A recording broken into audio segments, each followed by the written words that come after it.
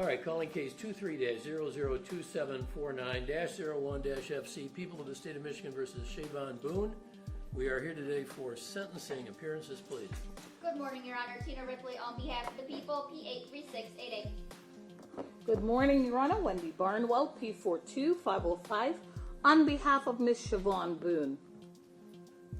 All right, we got Ms. Boon before us, and Ms. Barnwell, you've had a chance to go over the pre-sentence report with your client. Are there any deletions, changes, amendments, or corrections?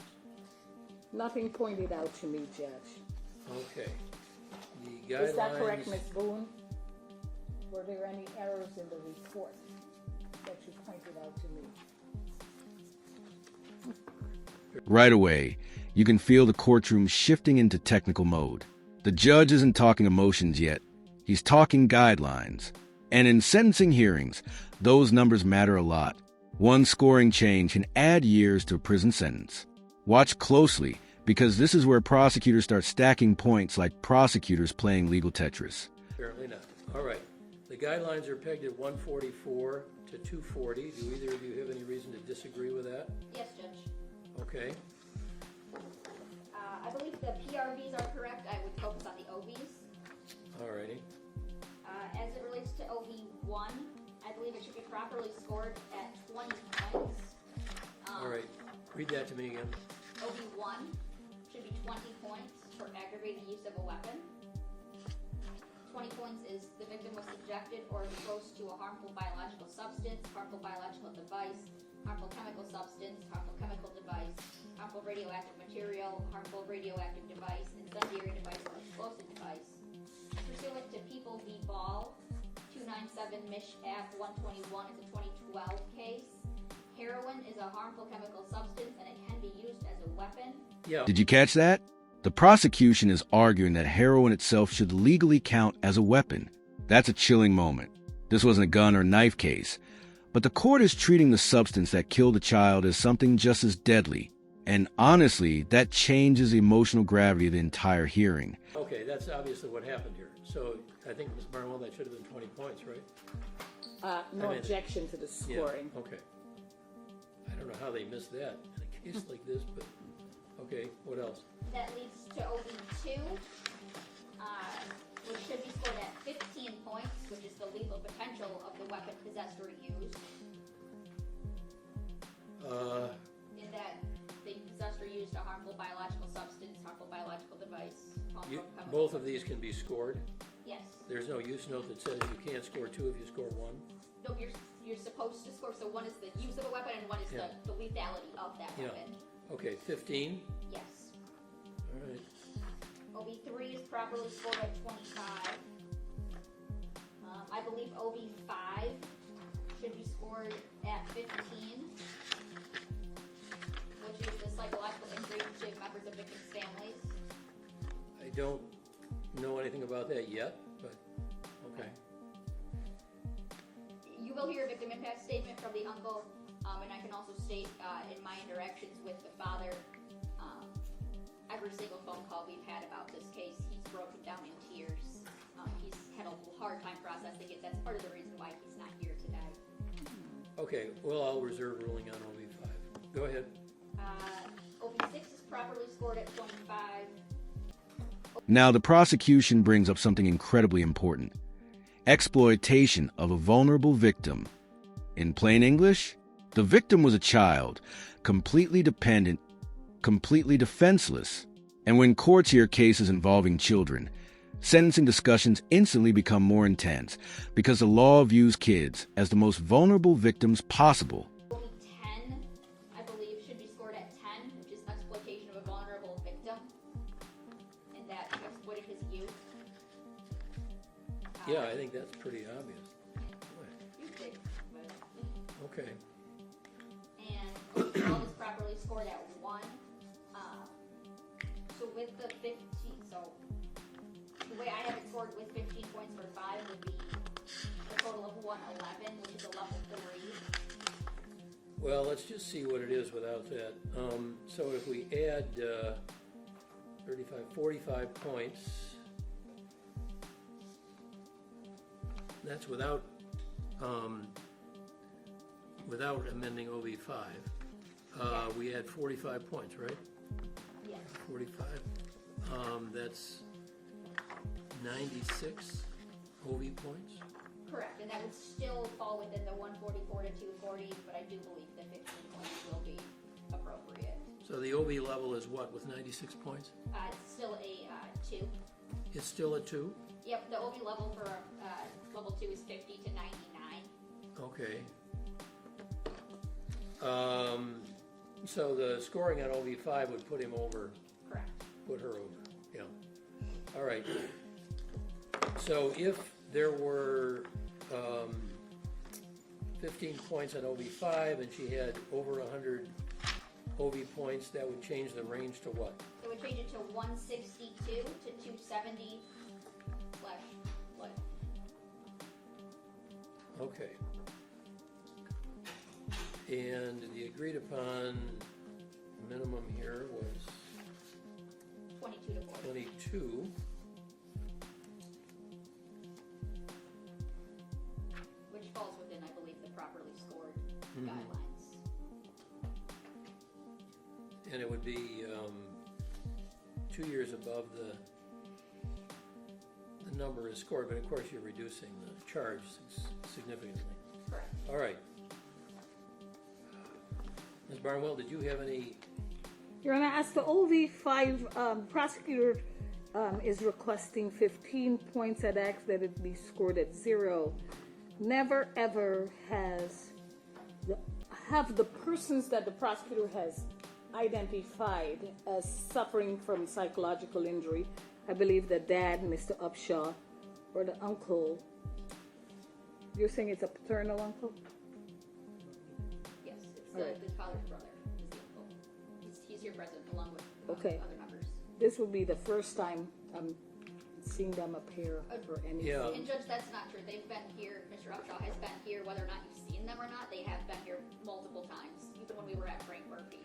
I can attest to that. I've spoken with them multiple times here. Well, there's sort of natural and probable consequences to surviving family members of a crime like this, which is of course very sad and very regrettable, is to be expected. I mean, we have to find some sort of unusual. This is one of those subtle courtroom moments most people miss. The defense has tried to prevent what's called a scoring error, because if the judge scores emotional harm too aggressively, it can increase the sentencing range on appeal. Translation? Even in heartbreaking cases, lawyers are constantly thinking 3 steps ahead. Psychological impact on a family member in order to score that, but okay. And I don't want to commit unnecessary scoring error here. There was a sentence agreement, so Right. anyway. Judge, if I can add to it, that I believe this drug use, part of this type of drug use, was introduced to my client by Mr. Upshaw. She has severe drug use that lasted for many years. Granted, it didn't start with Mr. Upshaw, but the severity of it increased. So his rights were terminated as to the other kid. 1 second.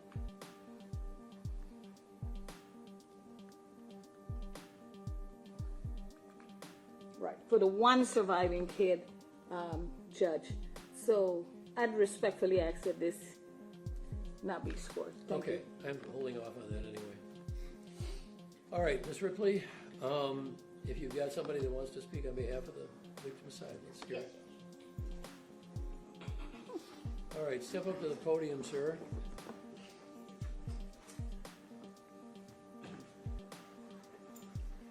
And thank you for being here. I'm sorry it had to be under these circumstances. No, right there at the podium, yeah. So, tell us your name and your relationship to the victim here, please. My name is Sylvester Barn. I'm Anthony Upshaw's younger uncle. Thank you for being here. What would you like to say? And here comes the emotional center of the hearing, the victim impact statement. These moments can completely change the atmosphere in a courtroom. The legal arguments stop, and suddenly the human cost of the crime takes over. You can already feel the room getting heavier. As I stand before you today, it's been 3 years since the murder of my nephew and his had on my family. The life of an innocent and defenseless baby has been taken away, and as parents, we are supposed to be the #1 protector of our children. For me, the future with my nephew will never be experienced. My family has been deprived of a future full of love, happiness, enjoyment, and endless opportunities. How can you define the impact of words? How can you define the impact of what's to never come?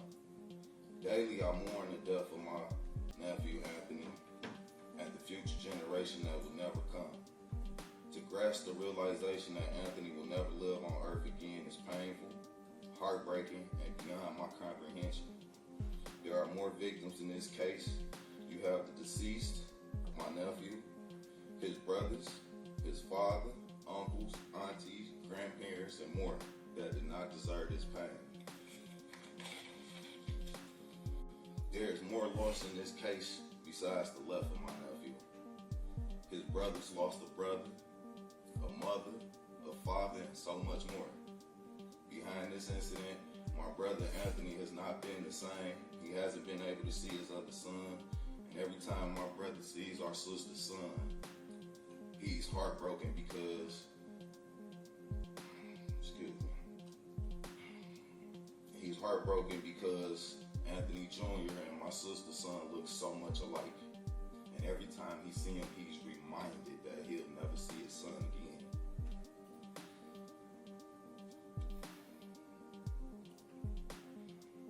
Prior to this, I couldn't tell you if my brother ever drank, took a sip, or anything. It's been many nights after this incident that my brother then came to my house drinking or drunk, in pain, in tears.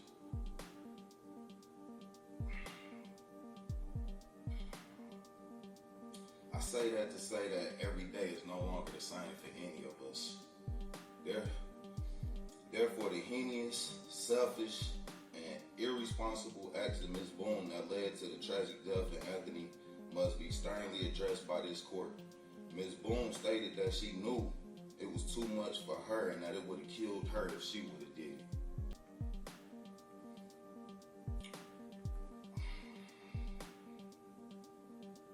Only a monster will still proceed to give it to their child after knowing that. Her actions.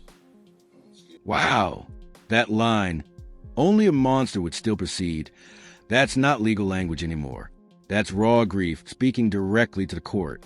Victim impact statements aren't evidence, but emotionally, they can carry enormous weight during sentencing. And you can see everyone in the courtroom sitting with the magnitude of what was lost.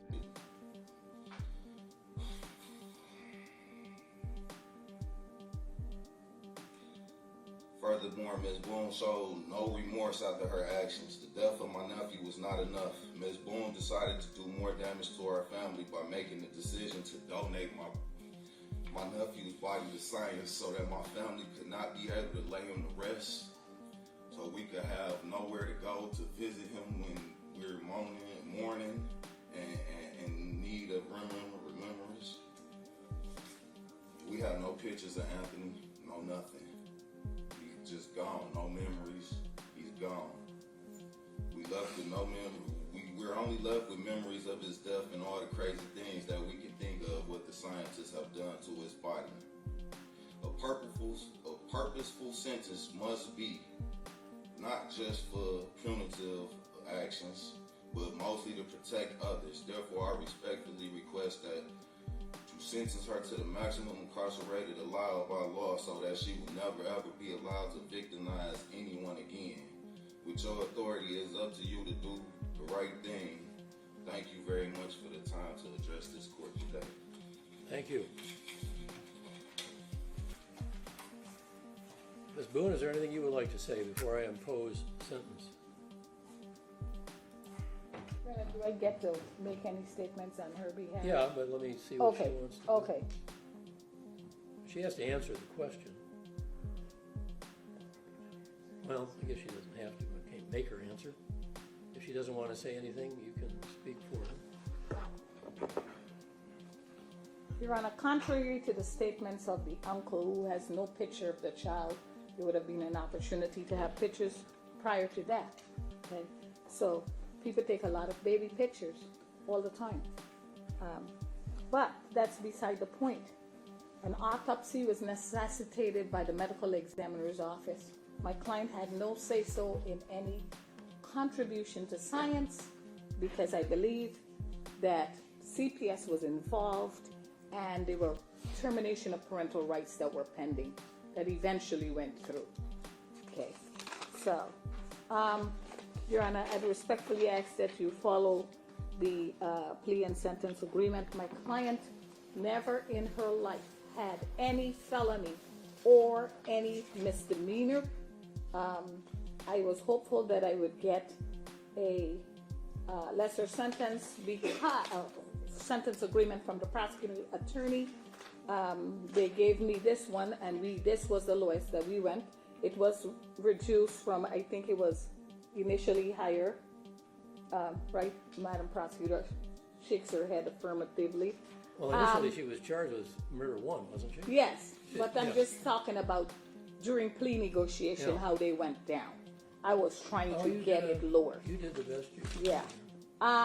You know, my client is the one who called 911 and called the police. My client suffered from the time this happened. She suffered immeasurably, could not sleep, became psychotic, could not forgive herself, and called the police. Since this child died to the time that she called the police, there were no criminal charges pending against her. Judge, my client is the one who came clean and said, I have done this. I'm a horrible person. Here I am. So, my client, you see in the pre-sentence report, you see that she has psychological diagnoses, right? You see that she's on psychotropic medication, Judge. You see this. The defense is making a critical shift here. Notice how they're reframing the narrative away from evil intent and toward addiction, mental illness, and psychological collapse. In sentencing hearings, defense attorneys often aren't trying to prove innocence anymore. They're trying to explain how someone became capable of something horrific. This is a person who had an extensive drug history, and that is what led up to this, her drug history. Sleepless nights led to the worst decision a parent can make. So she conceded that she made that mistake. She came clean about it. She called the police. She's sitting here. I'd like to, this court would look into her background. During the pendency of this case, we had lots of psychological evaluations. She was deemed incompetent. Then they had to nurse her back to competency at the forensic center. That is why, and to maintain the competency once she became competent. So she needs that maintenance of competency. You see a bunch of physiological illnesses, including diabetes and kidney disease, which is severe. So I'd ask that all those things be marked for the MDOC to look at all of those things. Thank you. Okay, one last time, Ms. Boone, is there anything you'd like to say?